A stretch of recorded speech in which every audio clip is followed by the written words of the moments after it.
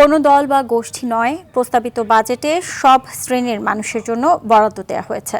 প্রস্তাবিত বাজেট পরবর্তী সংবাদ সম্মেলনে একথা বলেন অর্থমন্ত্রী আমির খসরু মাহমুদ চৌধুরী। তিনি বলেন, কেবল ঘোষণা নয়, বাজেট প্রস্তাবের সাথে সাথে রোড ম্যাপও দেওয়া হয়েছে।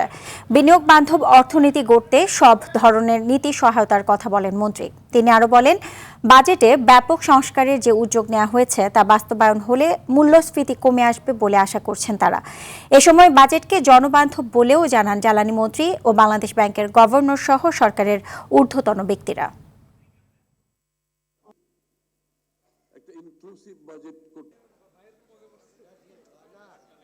বিশ্বের ইকোনমিক যে চিন্তাগুলো, অর্থনৈতিক যে চিন্তা, ওগুলো বদলে যাচ্ছে এবং পোর্টফোলিও বদলে যাচ্ছে, ইনভেস্টমেন্ট ক্রাইটেরিয়া বদলে যাচ্ছে। এই জন্য আমাদের যে পাবলিক ফাইন্যান্সের যে আর্কিটেকচার আছে, যে আগের মতো গোদবান্ধা, সেখান থেকে আমাদেরকে বেরিয়ে আসতে হবে।